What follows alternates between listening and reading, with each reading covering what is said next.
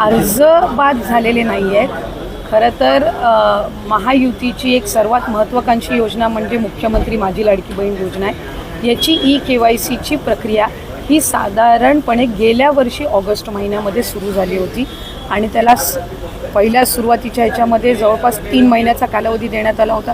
मग वाढवून आणखीन 2 महिने दिला, आणखीन 2 महिने त्याच्यामध्ये वाढ झाली आणि असा 8-10 महिन्यांचा कालावधी हा KYCसाठी दिला होता. आणि ही KYC प्रक्रिया ही फक्त ह्या लाडकी बहीण योजनेमध्ये नाही आहे, तर ज्या ज्या राज्याच्या डायरेक्ट बँक ट्रान्सफरच्या योजना आहेत म्हणजे DBTच्या योजना आहेत ह्या सगळ्यांमध्ये KYC प्रक्रिया केली जात असते.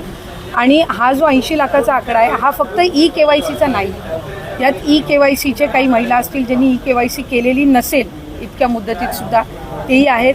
काही आम्हाला गेल्या 10-10.5 महिन्यापासून आम्ही एक IT विभागाचं म्हणजे इन्कम टॅक्सचा आम्ही जो आकडा ज्यांचं उत्पन्न 2.5 लाखापेक्षा जास्ती आहे हा डेटा जो आहे हा आम्ही त्या ठिकाणी मागवलेला होता. त्याला साधारणपणे 10-11 महिन्याचा कालावधी गेला. तर त्या जवळपास एक 11-11.5-12 लाख हा तो डेटा याच्यामध्ये 80 लाखामध्ये समावेश आहे.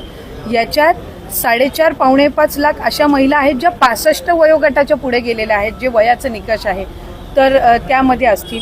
त्याच्यानंतर याच्यात सरकारी कर्मचारी ज्यांनी लाभ घेतला होता ते काही हजारांमध्ये होते, 14,000-14,500 असतील.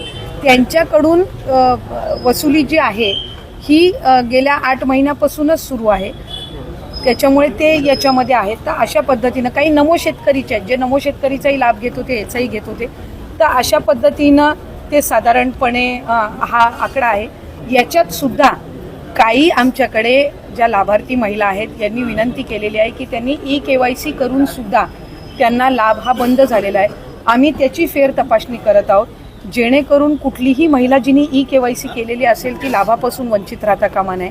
त्याच्यामुळे राज्याचे मुख्यमंत्री देवेंद्र फडणवीस साहेब, एकनाथजी शिंदे साहेब, आदरणीय सुनेत्रा काकी असतील, मंत्रिमंडळ असेल, याच्यानी आपण ती ज्यांनी KYC केलेली आहे पण त्यांचा कदाचित काही कारणास्तव टेक्निकल अडचणीमुळे लाभ बंद झाला असेल ती आम्ही करतोय.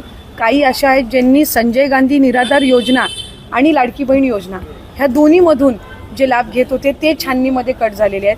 पण त्यांना दोन्हीपैकी एका योजनेचा कंपल्सरी लाभ हा आपण देणारच आहोत.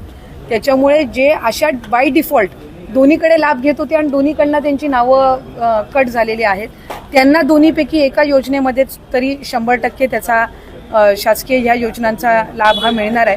काही RTOच्या संदर्भामध्ये तक्रारी केलेल्या आहेत. यातल्या 80 लाखामधल्या जवळपास 3-3.25 लाख हे RTOचे आहेत ज्यांचे वाहनं आहेत पण ते लाभ घेत होते. हा एक 6-8 महिन्यापासून डेटा मिळालेला आहे, असा कन्सॉलिडेट करून आहे. पण त्यातल्याही काही लाभार्थ्यांनी म्हटले की आमच्या नावाने म्हणजे निवेदनं आलेली आहेत की आमच्या नावाने कुठलंही वाहन नाही आहे, तर त्याची फेर तपासणी होईल. तर त्या पद्धतीनं आहे.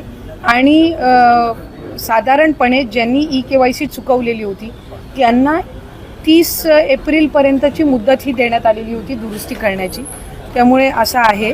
आणि अजूनसुद्धा फेब्रुवारी-मार्च महिन्याचा लाभ हा आम्ही गेल्या आठवड्यापासून वितरित करायला सुरुवात केली आहे. त्यामुळे हा आकडा किती असेल म्हणजे वितरित केल्यानंतर हा 7-8 दिवसाच्या कालावधीमध्ये लक्षात येईल.